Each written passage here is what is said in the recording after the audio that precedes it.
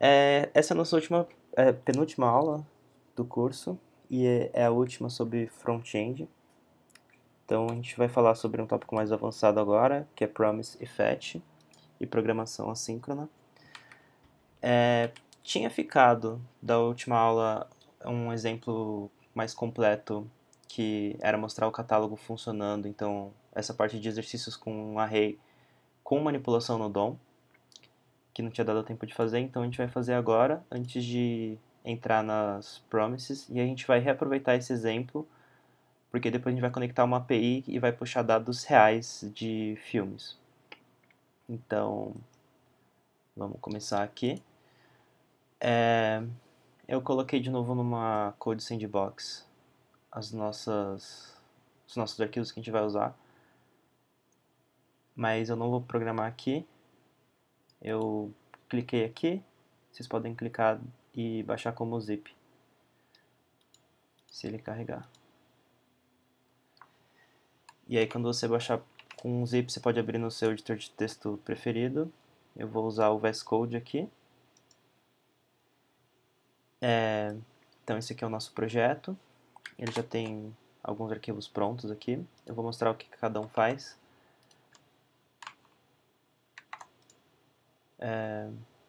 Carregou aqui. Você clica aqui e File Export to Zip.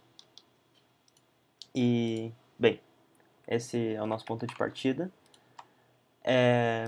Nosso index HTML é bem simples, tem só um input aqui. E a div filmes, que é onde a gente vai colocar o conteúdo. E ela está referenciando um script, index.js, que tem isso daqui.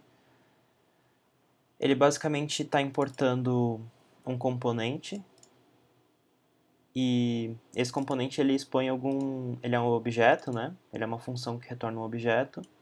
Esse objeto retornado expõe alguns métodos que são úteis para a gente, que é o filtra. Então eu posso passar um termo aqui de busca. A ideia é que se eu não passar nada ele vai carregar tudo, né? E o renderiza pega o resultado do filtro e coloca no HTML para a gente ver o que está acontecendo. Então aqui em componentes a gente tem o esqueleto dos componentes aqui. É basicamente então como a gente viu, uma função que retorna um objeto. Esse objeto tem alguns métodos e também ele guarda o estado do array de filmes. E a nossa intenção aqui é quando a pessoa clicar em filtra, ele deve fazer uma busca na API com esse termo e gerar para cada filme existe um outro componente, que é o componente de filme. Então ele vai receber os atributos e vai ter um método que vai retornar o HTML usando o título, a duração, esse tipo de coisa. Por fim, aqui eu tenho esse arquivo API. Então, ele não está usando uma API, a gente vai falar mais sobre a API, mas a API é um sistema que a gente usa para consultar dados, né? Então, é meio que uma API falsa, porque ele está simplesmente pegando as coisas do filmes.js, né? O filmes.js é quase um JSON. Ele não é um JSON porque tem esse export default, mas quando eu estou trabalhando local, ele não deixa eu importar JSON diretamente. Então, tem que fazer dessa forma. No Code Sandbox eu consigo fazer porque ele usa um transpilador. Mas para as coisas ficarem mais simples, a gente vai usar esse export default e mudou o nome aqui de JSON para .js. E é aquele arquivo JSON que vocês devem ter feito a tarefa, que ele tem só o título, a duração, o gênero, né, os atributos do filme, e é uma lista com esses atributos. Então, para cada item tem isso daqui, o elenco é uma lista, e tá bom. Na API, basicamente, é isso que a gente quer fazer. A gente pega esses filmes, transforma o termo em caixa baixa, coloca tudo em minúsculo, para a pessoa não ter que se preocupar com caps lock na hora de digitar o termo.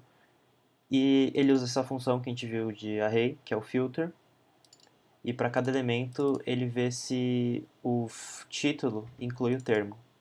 Então, sei lá, se a pessoa coloca uma palavra que está no meio do título, ele vai retornar falso. Se o termo não estiver dentro do título, ele retorna true, né, se estiver dentro. Se não estiver dentro, ele retorna falso e ele não vai entrar no, no nosso na nossa array de retorno. Então, tá, basicamente é isso. Eu vou agora escrever a função de busca. Então, eu vou começar aqui escrevendo essa parte de filtro, né? O que eu preciso aqui? Eu tenho que usar a API e ela tem essa função busca. Então, eu só vou passar o termo para lá. E com o resultado, eu quero atualizar a minha variável filmes, né? Essa propriedade do meu objeto. Então, eu uso this para isso. E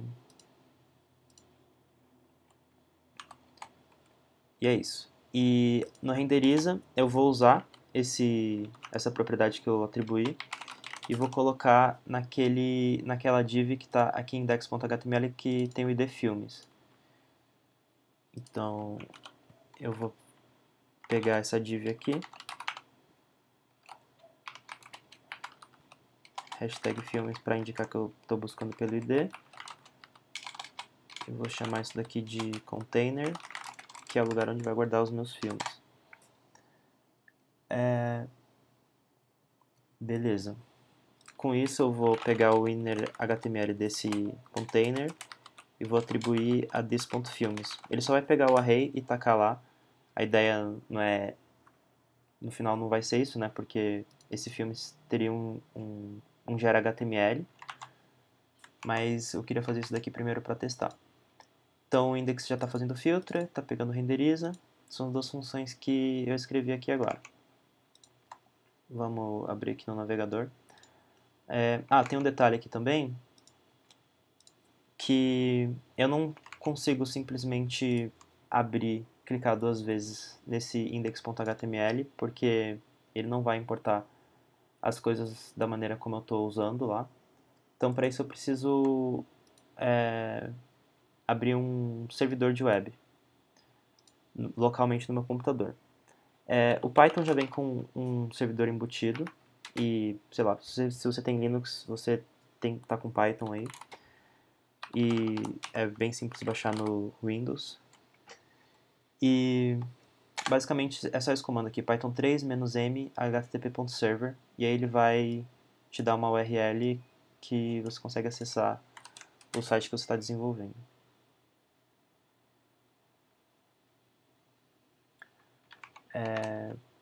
Tá bom, deu um problema de sintaxe aqui na linha 7 do busca.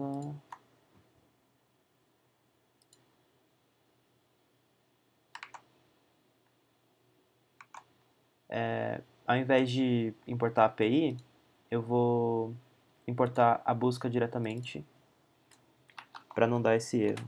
E aí eu vou usar essa sintaxe aqui, que ele vai desestruturar o módulo e pegar só o método. E aí aqui eu posso fazer assim.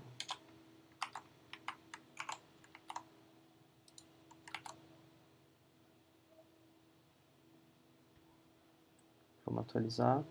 E a gente tem a lista dos objetos aqui. Então, beleza, a gente conseguiu acessar isso. Eu só preciso agora construir um template baseado no conteúdo dos filmes, né? Então, ao invés de simplesmente pegar o array daqui, eu vou criar, para cada item do busca, eu vou criar um objeto filme, que está no meu componente filme. Esse cara aqui. E esse componente filme, ele vai receber atributos. Então, eu vou simplesmente copiar os atributos aqui para esse meu objeto. Eu uso esse operador spread aqui para fazer isso.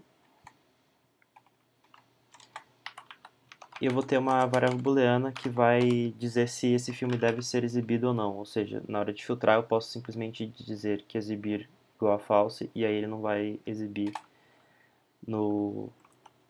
na nossa interface.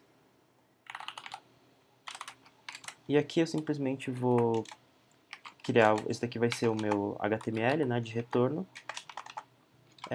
Tá bom, vai ter uma div. Dentro dessa div vai ter um h2 que vai ser responsável por mostrar o título. E eu acesso isso daqui com this.título, que eu passei aqui, né?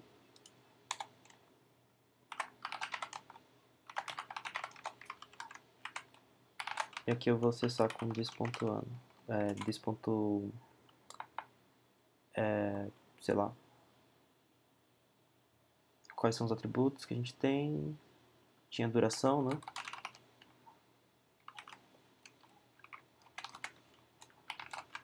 E o gênero.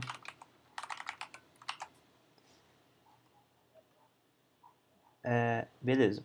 Agora, aqui na busca eu preciso usar esse componente que eu acabei de escrever.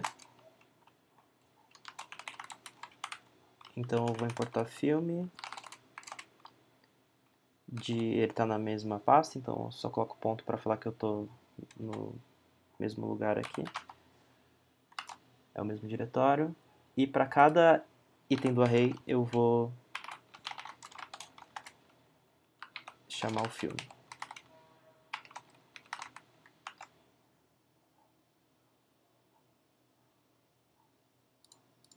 Beleza.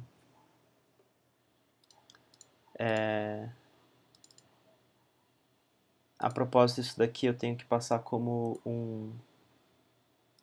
na verdade é um dicionário e eu tenho que passar um dicionário com título, duração, gênero e elenco. E lá ele vai simplesmente receber e vai colocar as coisas lá. E ao invés de atribuir o this.filmes, eu vou fazer um map. Então, para cada item do filme, eu quero chamar esse gera.html, né? Então, para cada filme, eu chamo aquele método lá, que é o gera.html. E isso daqui vai ser um array, né? No final, eu quero transformar esse array numa string só, então eu chamo ponto... Opa, faltou o pontinho aqui. E aí eu chamo o ponto joins com uma string vazia. E ele vai transformar isso em uma string grandona com os filmes. Então, salvei aqui e vou atualizar aqui agora. This.filme indefinido, acho que tem um S, this.filmes. Busca.js linha 14. É filmes, pronto.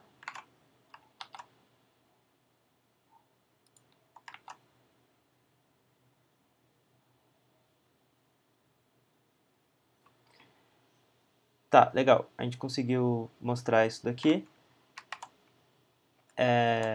O nosso conteúdo aqui. E eu posso aplicar uma folha de estilo que eu tinha escrito antes. Para deixar isso um pouco mais bonito.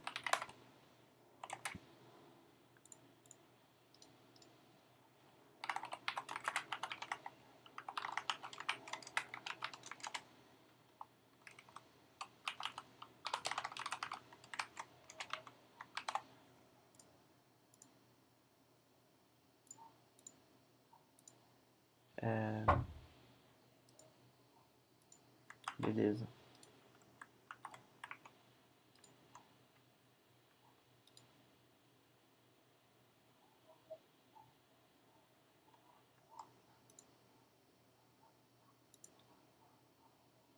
Tá, eu tô em dúvida, não é link, né? Não é link, é href ao invés de src.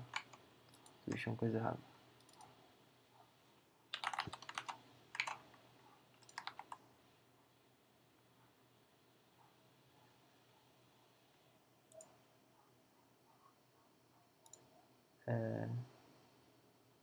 Beleza. Não tá exatamente da maneira como eu imaginei. Deixa eu ver o que aconteceu aqui. Ah, tá. Eu acho que nossa folha de estilo estava esperando que isso daqui tivesse uma classe.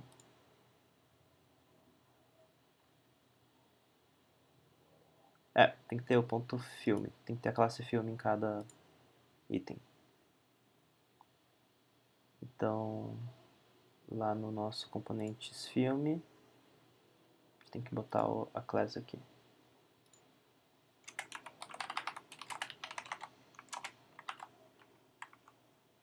E ele vai utilizar corretamente. Então, beleza. A gente está quase acabando. Agora a gente só quer fazer essa busca aqui funcionar. Eu vou usar o próprio gera.html do busca. Aqui nesse renderiza,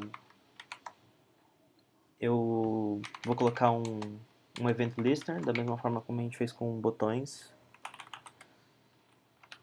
nas últimas aulas. Então a gente vai pegar a busca aqui, que era aquele input com o id busca, e vai usar o método addEventListener para falar que sempre que a pessoa apertar qualquer tecla, que é o evento keyPress, eu quero executar uma função. Qual função é essa? Vai ser uma função que eu vou criar aqui, que vai ser a função tecla pressionada. E aí eu tenho que dar o bind no this, por aquele motivo que a gente viu na última aula. Porque quando você clica, o contexto é diferente, e aí eu preciso falar que o contexto não é o contexto da janela, é o contexto desse objeto aqui. Então agora, se eu escrever essa função aqui, tecla pressionada, ela vai receber um evento que o próprio navegador passa, né, um parâmetro. Vou chamar ele de e. E esse e, ele tem vocês podem dar um console log depois para inspecionar, mas ele tem um atributo chamado keycode. E se a pessoa digitar o enter, esse enter corresponde ao código 13. E então, se a pessoa digitar enter, eu quero, bom, primeiro pegar o termo da busca.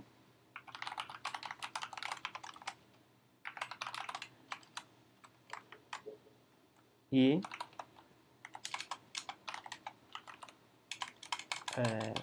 ponto velho. E aí eu só vou chamar o meu filtra usando esse termo. E depois de filtrar, tenho que renderizar de novo. Então eu passo this.renderiza. Chama aqui o this.renderiza. Preciso colocar uma vírgula aqui entre os métodos. E é isso. Ué, ele tá chamando esse node velho aqui, não é node velho, é ponto velho.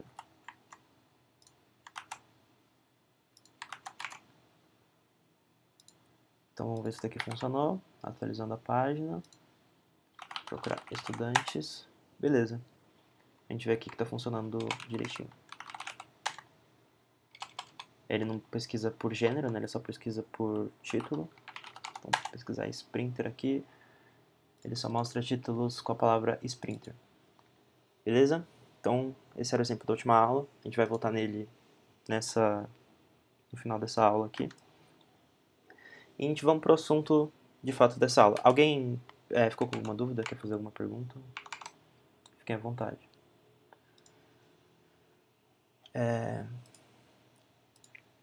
Totalmente disso, mas Pode eu falar. queria saber se quando eu vou aplicar, tipo, uma função para um objeto ou um array, eu tenho como fazer, tipo... É que eu não sei muito bem pensar nisso, mas, tipo, é um objeto e aí dentro dele tem outros objetos, ou é um array com outros arrays. Uhum. Tem como eu acessar as funções, os métodos que são aplicáveis aos objetos dentro dos objetos, dentro da função que eu estou aplicando ao objeto externo, assim, sem fazer algo, tipo, definir uma função para isso, só, tipo, dando o ponto e aí usando o método, ou não? Eu não sei se ficou clara essa pergunta, mas, enfim. Você consegue usar como exemplo uma das funções que está aqui? Pelo que eu entendi, você quer usar funções de um objeto, e aí você quer acessar propriedades de fora desse objeto, é isso? Ou não? E, tipo, nessa daí que pega o. Na filtra. E aí ela pega, tipo, busca o termo, e aí na busca vai devolver um array, certo? Isso. E aí você tá fazendo ponto .map para fazer uma outra lista que tem esse determinado negócio do filme, aí vai pegar o filme do item. É. Mas aí se nessa busca ela retornasse uma lista e aí dentro dessa lista tivesse listas. E aí eu quisesse fazer um map dessas listas, só que o map envolveria coisa que tá dentro da lista. Tipo, dentro da lista que tá na lista. Tem como fazer algo direto assim ou não? Sim, mas tem uma coisa. Você tinha falado sobre ser externo ao objeto. Você quer fazer esse map fora ou dentro do objeto aqui? Usando. Eu conseguiria. Dentro do objeto. Ah, tá. Eu conseguiria fazer uma transformação aqui, sim. Por exemplo, esse map, eu poderia, antes então disso. Esse map já é uma transformação, né? Eu estou transformando em filme. Mas, tipo, eu poderia muito bem fazer um map aqui e falar que sei lá, colocar em inglês, porque tá title, então eu vou falar que o title é igual ao item.título. Isso seria uma transformação. E aí esse map aqui, ele vai receber uma lista com objetos que só tem o title, ao invés de título, e sem os outros atributos. Eu não sei se é isso que você Ah, tá. perguntou, mas Acho foi que isso? é, tá bom. Obrigada. Imagino.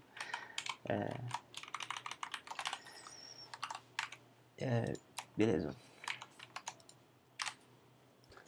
Então, se não ficou claro, depois você pode perguntar. Então, indo ao nosso assunto da aula.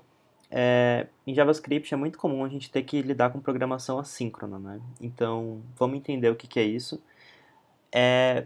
Geralmente, quando a gente pensa em código, quando a gente escreve o código, a gente pensa de uma maneira assíncrona, né? Então, na ordem que os procedimentos são colocados, que as tarefas são distribuídas, nesse modelo de execução de código síncrono, vai ser a ordem que elas vão ser processadas pelo computador. Então a gente tem a primeira tarefa, a segunda, a terceira são linearmente executadas. No código assíncrono, você não escolhe a ordem que as coisas são executadas. Então, em particular no JavaScript, existe um conceito chamado de job queue, né, que é uma fila de tarefas. Quando você escreve código, ele vai colocando as suas funções nessa fila de tarefas e elas vão sendo executadas de acordo com outros fatores que não são apenas a ordem que você escreveu. Então a gente pode ter, sei lá, ele começa executando a tarefa 1, depois começa executando a tarefa 2 antes de terminar a tarefa 1 e assim por diante. Isso daqui é diferente de concorrência. Na concorrência, a gente poderia ter a tarefa 1, a 2 e a 3 sendo executadas ao mesmo tempo, mas não é o caso aqui. Em particular no JavaScript que roda nos navegadores, não existe concorrência, né? As coisas não são executadas ao mesmo tempo, mas ele consegue trocar a ordem das coisas que estão acontecendo simultaneamente. Então, por que usar isso em JavaScript, né? Por que isso é tão comum em JavaScript também? Porque muitas operações no navegador são dependentes de I/O, significa input e output, né? Entrada e saída. Então, é muito comum você fazer uma operação que vai baixar uma informação de um servidor e enquanto ele está esperando o resultado vir, ele não está usando o ciclo de CPU, ele está parado só esperando a coisa retornar. Então, ele poderia ir processando outras coisas enquanto isso acontece. Então, a gente precisa de estruturas, né, para lidar com esse código ocorrendo em ordens meio aleatórias. E outro motivo para usar programação assíncrona em JavaScript é que as interfaces precisam continuar responsivas, mesmo em operações lentas. Então, naquele mesmo exemplo de a gente estar baixando algum código, baixando um dado de um servidor, a interface não pode ficar travada, né? Ela tem que, sei lá, aparecer um loading, né, um carregando lá, um íconezinho, sei lá, uma bolinha girando, mas enquanto isso a pessoa pode ser capaz de cancelar a operação, por exemplo, se ela cansou de esperar. Então, sei lá, deixar a tela travada enquanto ele está esperando é ruim, ela pode ir fazendo outras coisas enquanto isso. E também, como a gente está lidando com interface de usuário, as interações podem surgir independente do fluxo principal, né? Então, ele está fazendo algum processamento e você clica no botão. E essa resposta desse clique nesse botão tem que ser imediata. Então, ele pode colocar na frente da fila algum código que precisa de uma resposta mais imediata, descartando ou despriorizando outras tarefas que estão executando em segundo plano. E a forma mais moderna de lidar com isso é promise. Antes disso a gente usava callback para lidar com coisas que acontecem de maneira síncrona, mas a gente usa callback até hoje para várias coisas, mas a promise oferece uma API e um conjunto de estruturas um pouco melhor. Então ela é usada para lidar justamente com esse código assíncrono, no caso de uso disso, que são eventos que ocorrem de maneira independente do fluxo principal do programa, né? E a promise ela representa a conclusão eventual ou a falha de uma operação assíncrona e seu resultado. Então eu tenho uma operação lá que eu não sei quanto tempo vai demorar, eu não sei quando que ela vai terminar, ela é uma operação assíncrona, mas eu preciso continuar fazendo outras coisas enquanto isso não termina. E depois pode ser muito comum eu querer fazer alguma coisa no momento que ela terminou, sei lá, mostrar um alerta ou atualizar alguma coisa. Então existe esse objeto em JavaScript chamado promise, que ele faz justamente isso. Ele representa o estado daquela tarefa. E é justamente isso, é como se fosse uma promessa, né? Ele fala assim, eu prometo que eu vou tentar fazer essa operação. Ela pode ou dar certo ou falhar, né? Mas é basicamente você pedir pro programa fazer uma coisa e ele fala, tá, vou tentar e depois eu te aviso, né? Parece aquele meme, exatamente isso, né? Ele pode tentar, talvez ele não consiga resolver. E tem basicamente 3 estados das promises, né? Então, quando você cria, ela fica pendente, ela não é executada assim que ela é criada. E depois de um tempo, ela passa por um estado geral de settled, né? Que, sei lá, traduzindo pode ser cumprido, então ele cumpriu a promessa de tentar. Que ela pode ser resolvida, significa que a promessa deu certo, ou rejeitada, né? E quando você está escrevendo um código assíncrono, você escolhe o que significa semanticamente cada uma dessas coisas. Você pode falar, tipo, sei lá, ele pediu para fazer uma divisão bem demorada. E aí a pessoa pede para você dividir por zero. Então, ao invés de você retornar infinito, você pode rejeitar a operação e aí você define que esse tipo de situação foi considerado rejeitado. E, sei lá, uma operação bem sucedida simplesmente retorna o valor. Beleza? Vou mostrar então a sintaxe básica então, das promises. Supondo então que a gente tem um objeto promise, eu consigo executar um código quando a promise for resolvida usando o then. Então, esse aqui é o meu fluxo principal, né? Se eu escrevesse alguma coisa na linha 4, a linha 4 seria executada provavelmente antes da linha 2.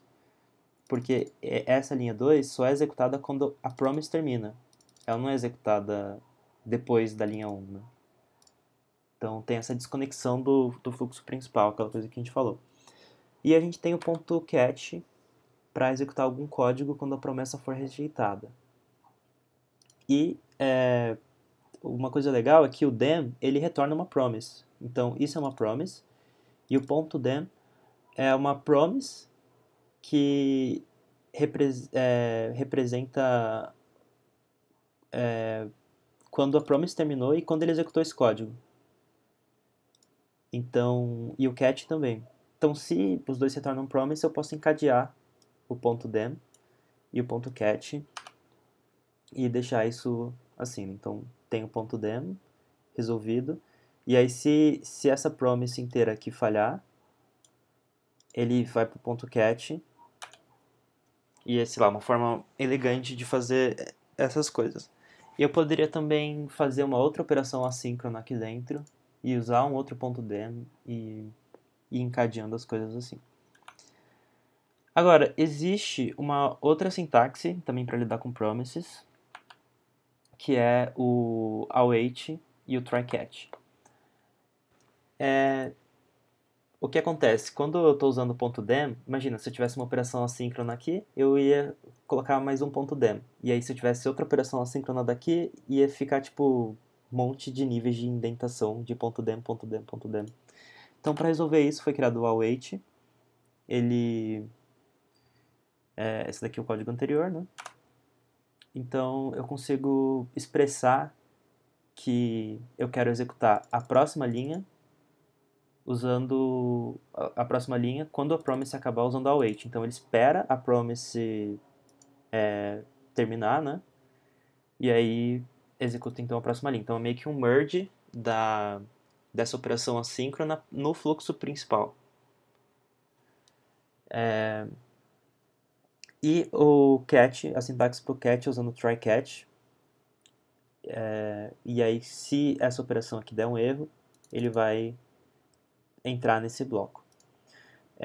Tem algumas diferenças, né, de uma sintaxe para outra, então aqui eu consigo colocar um outro código. Se eu colocasse um código aqui embaixo, depois dessa promise, desse bloco, ele executaria independente da promise ter terminado ou não.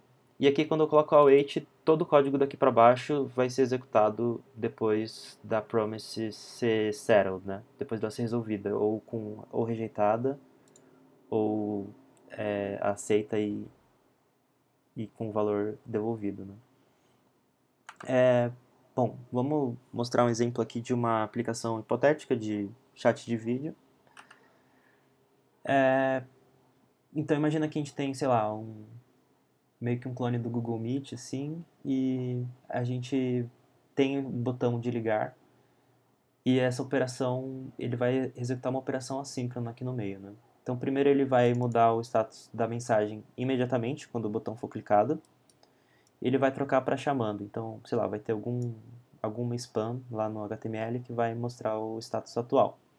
E aí ele vai chamar essa função aqui, que é uma função, dá até para mostrar aqui. Essa daqui é uma função do navegador que permite acesso a ou webcam ou o microfone ou aos dois.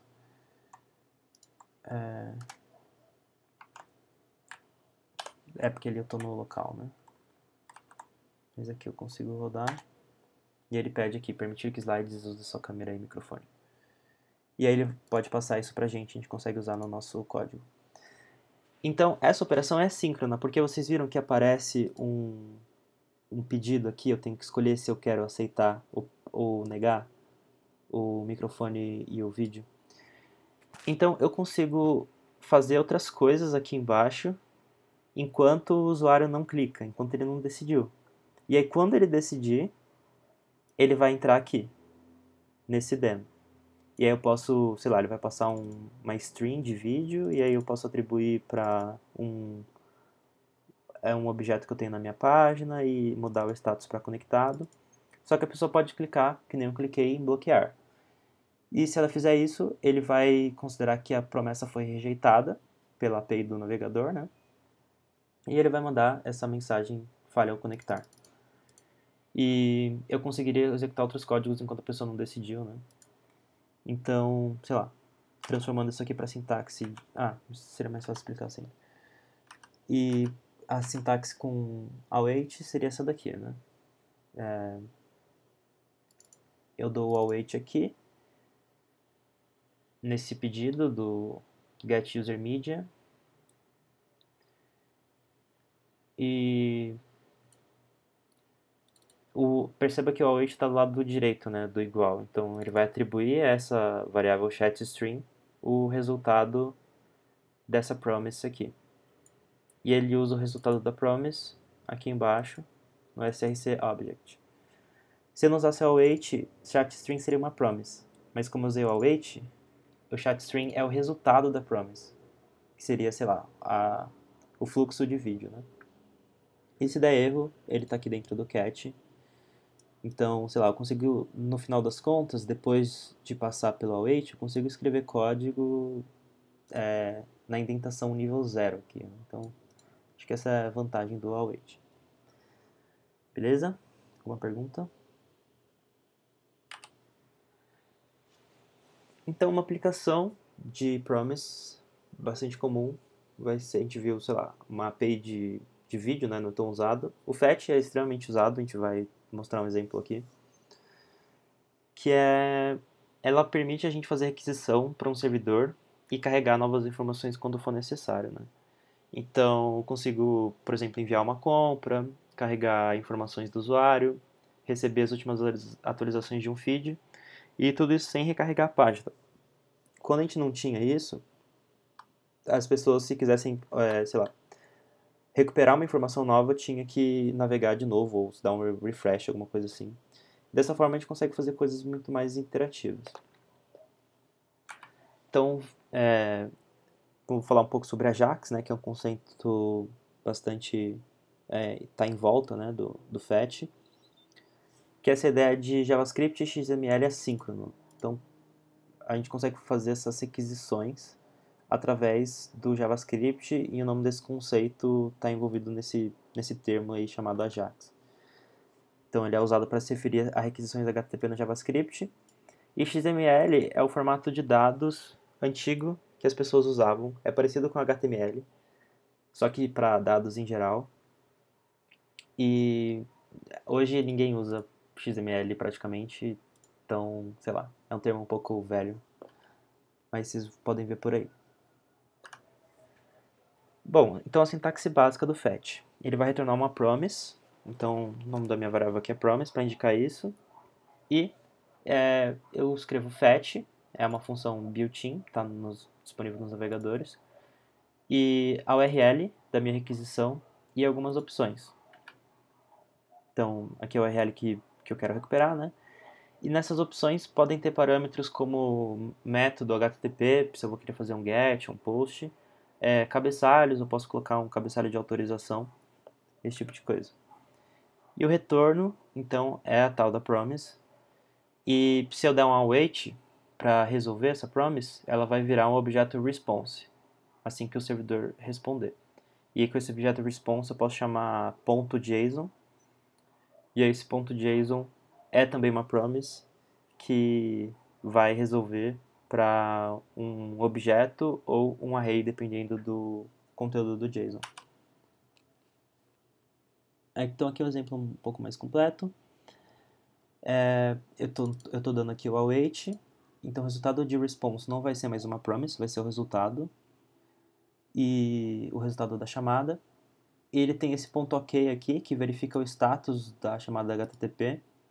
Então, os status estão no range aí de OK, estão nessa faixa de 200 a 299.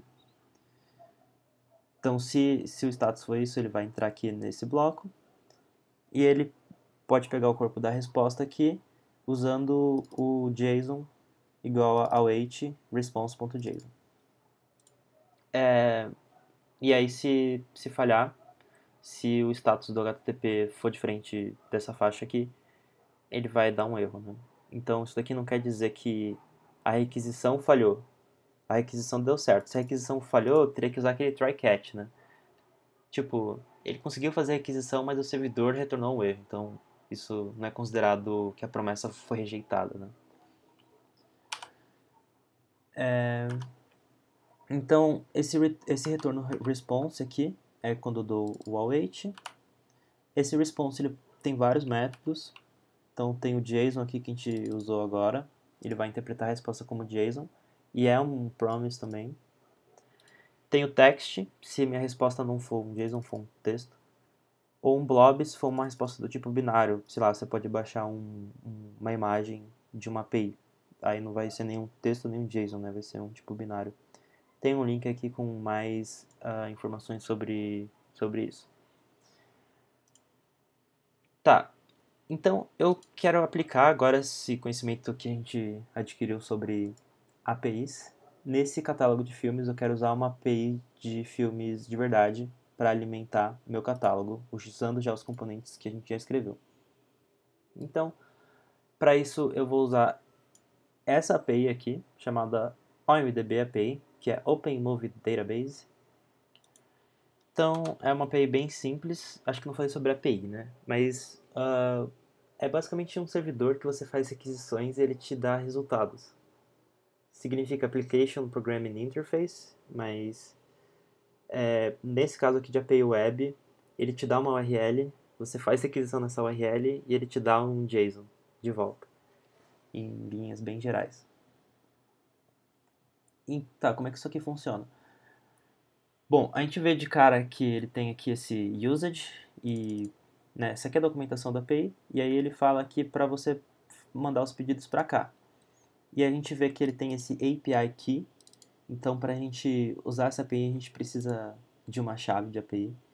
E para você conseguir é só você, tipo, preencher isso daqui e eles vão mandar uma chave de API para você na hora. Aí com um link de confirmação você confirma e pode usar. Então já fiz isso, cadê minha chave? Tá aqui. Aqui é a minha chave, vou deixar aqui. E a gente faz a requisição para cá, né? Beleza. Deixa eu preencher aqui com a minha chave.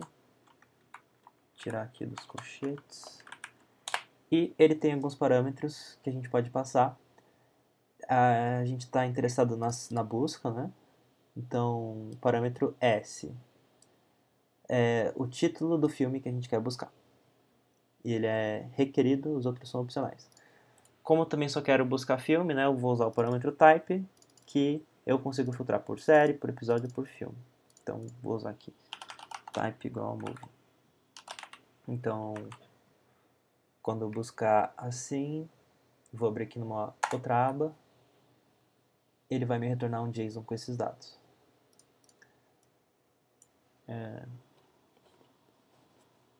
Sei lá, o próprio de Elite aqui, os filmes estão em inglês, né, menos os filmes brasileiros. E aí ele, pô, vem bem menos dados do que a gente lá tinha duração, elenco, né? Ele só tem o título e o ano. Se eu quisesse mais detalhes, eu conseguiria fazer uma outra busca aqui pelo ID.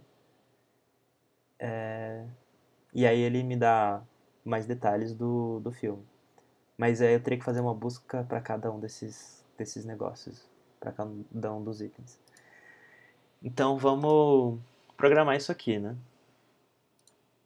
A primeira coisa então que eu vou mexer é na minha busca.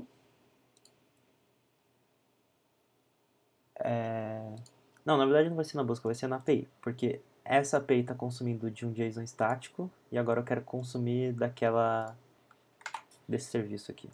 Então eu vou copiar aqui essa URL.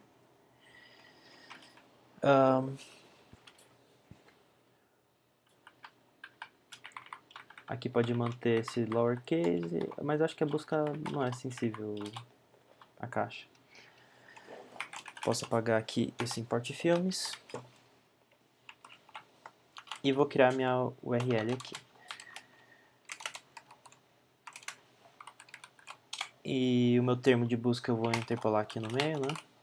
Vou dar uma concatenada aqui. Então é isso, tenho a minha chave de API, o tipo filme e o termo que eu quero buscar.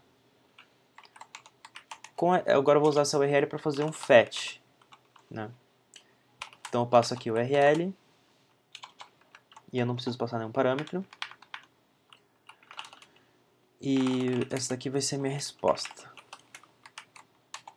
E aí com a resposta eu quero pegar os dados, né? Então, só chamar de dados igual a await resposta.json. E a gente vê a estrutura aqui, deixa eu aumentar um pouquinho. A estrutura da minha resposta, ela começa com essa search. E aí dentro dessa search é um array, né, que tem vários itens. Aqui ele mostra mais a estrutura de JSON. Assim fica mais bonitinho. Então, eu retorno aqui, eu quero fazer não quero mudar muita coisa no meu na minha estrutura. Eu vou só converter esse title para título para ficar mais ou menos parecido com esse JSON aqui, para as coisas funcionarem sem muita esse semi-JSON aqui, para as coisas ficarem mais parecidas com a estrutura que eu já tinha anteriormente. Então eu vou retornar os dados, né? Só que eu vou fazer algumas transformações. Então a primeira, eu tenho que acessar, sei lá, esse aqui vai ser o JSON, e eu quero o search dele, né? E aí para cada item do search... Ah não, pera, fiz errado aqui, na verdade é assim, né? Não é uma lista, search contém a lista. E aí eu dou um ponto map, então para cada filme aqui, eu vou retornar um objeto,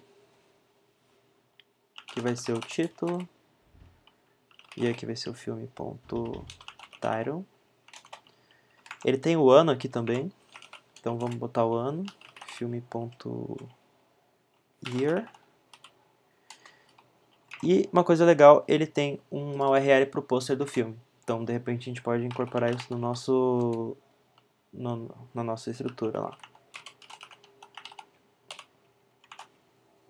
Vamos ver se só fazendo isso o nosso aplicativo funciona. Já salvei e vou atualizar.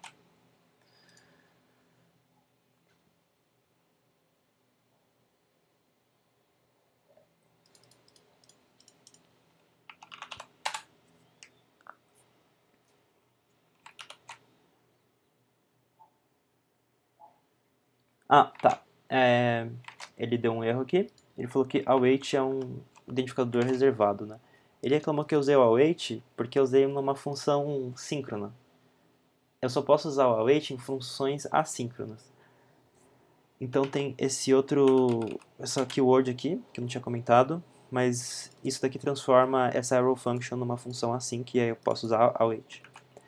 Então, a partir disso, o resultado dessa busca, ela não é mais o objeto, ela é uma promessa também, porque aqui tem promessas, né? Então, ela em si é uma promessa.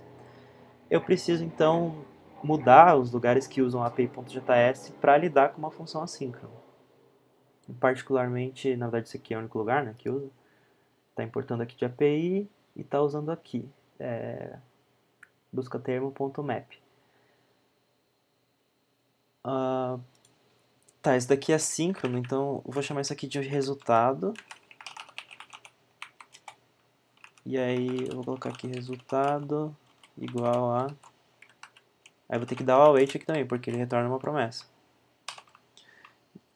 E mesma coisa, também se eu estou usando await, isso daqui tem que ser assíncrono. E quem usa isso tem que estar preparado para lidar com função assíncrona. Então aqui não iria funcionar porque esse filtra, ele é assíncrono. E ele ia chamar o renderiza, possivelmente, antes do filtra terminar. Então, bom, só para mudar um pouco, então, aqui eu não vou transformar essa função em assíncrona, eu vou usar o dem, que o dem não precisa ser usado em funções async, tá? Porque as coisas acontecem de maneira independente do fluxo. E aí eu só chamo aqui o this.renderiza. É isso, e eu não vou chamar o filtra sem nenhum parâmetro, porque acho que essa API não suporta, tipo, se eu não estou buscando nada. Ele falou que é obrigatório, né, passar algum... Ele fala aqui que é obrigatório passar um termo de busca.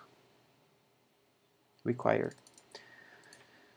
Então vamos atualizar e torcer para dar certo.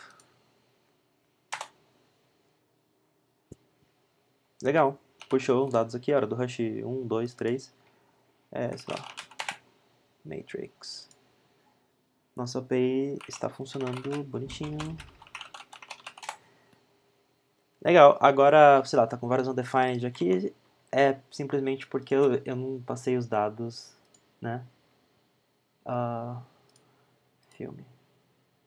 Eu não passei nem duração nem gênero, mas eu passei o ano e o poster também. Então a gente pode, de repente, incluir uma IMG, uma imagem, largura 100. E aqui ele recebe atributos, né? This.poster. Ah, não é ele não, eu tinha aportuguesado, né? É this.ano e this.poster. Aqui é ano e poster.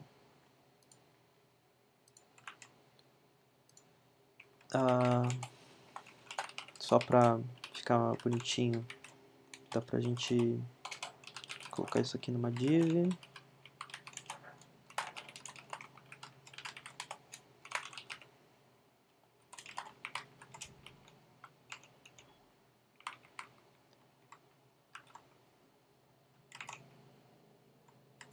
Acho que é isso. Acho que é isso.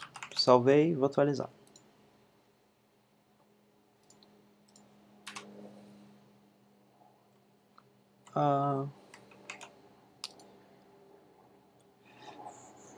Filmes display flex. É só colocar um display flex aqui. Esse daqui é o filme em si, né? E aí, se isso daqui for um display flex, as coisas ficam certinhas. Eu só vou querer dar uma margenzinha nessa primeira div do poster para não ficar grudado.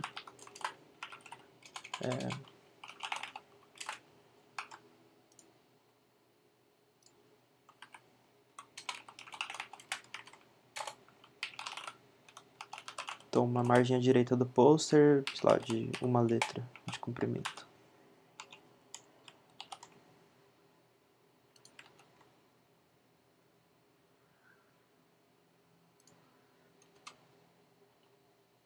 Poxa vida.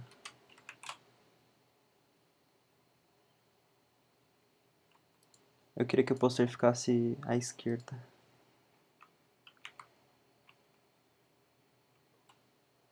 Acho que eu não salvei, então. Eu salvei. Alguém sabe o que pode ser isso? Display flex. Ele tá sem o display flex aqui. Estranho.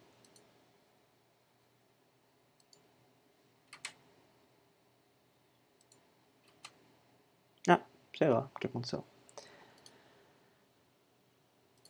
Bom, é isso. Temos nosso catálogo de filmes aqui atualizado com dados reais. Muito bom. Qual é o nome daquele outro filme do Keanu Reeves?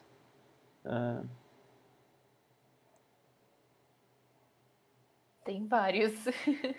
O que ele mata muitas pessoas. Eu não sei, eu também acho que esse tem vários. Falam aí, pô. Não sei, não lembro do nome agora. Bom, tudo bem. A gente tem muitos filmes da galinha pintadinha aqui pra assistir. Então, beleza. Cumprimos com o nosso objetivo aqui. E vocês vão ter uma tarefa que é um pouco parecido com essa, no sentido que vocês vão ter que consumir uma API. Só que... lembrei, é John Wick, pô. Uma boa esse filme. Verdade, nesse ele mata bastante gente. Tem vários aqui. Tá. Então, falando da tarefa de vocês vão fazer uma Pokédex usando uma outra API chamada Poke API.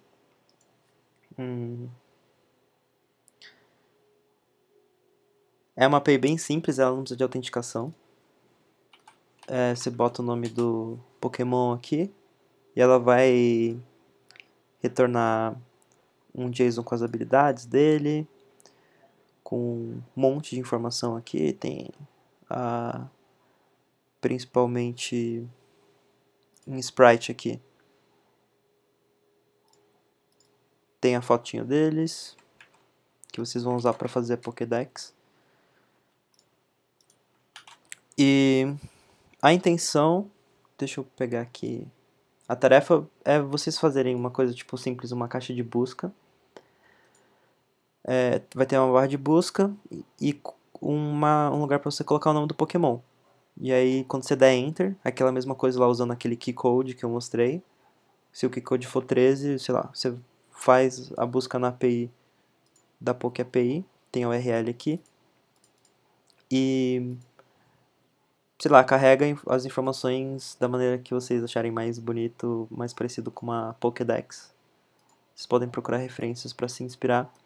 E, sei lá, você pode... Tem muita informação aqui, você pode, sei lá, pegar qual que é o... Sei lá, qual que é o tipo, sei lá, é um Pokémon elétrico, qual que é o peso dele, essas coisas. Deixa eu pegar um exemplo aqui pra vocês de que a galera fez no ano passado.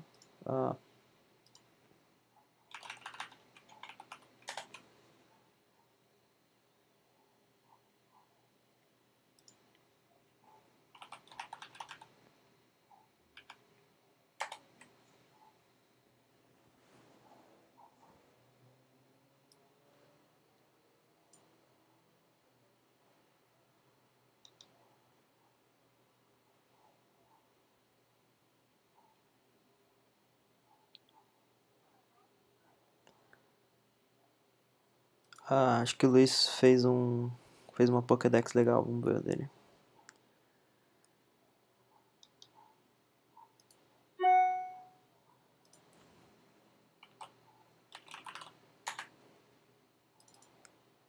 Pesquisar. Ele não fez o Enter aqui, hein? Façam o Enter. Bulbasauro tem que colocar o nome em inglês. Mostra aqui alguns atributos. Beleza, galera? É isso. Na próxima aula a gente vai falar de... A gente vai falar um pouquinho de back-end e vai ser a última aula, mais uma aula extra, assim. Conteúdo de front-end terminou hoje. Beleza? Valeu pela presença. Qualquer Obrigada pela dúvida, aula, Rodrigo. imagina. Valeu. Qualquer coisa, tamo aí.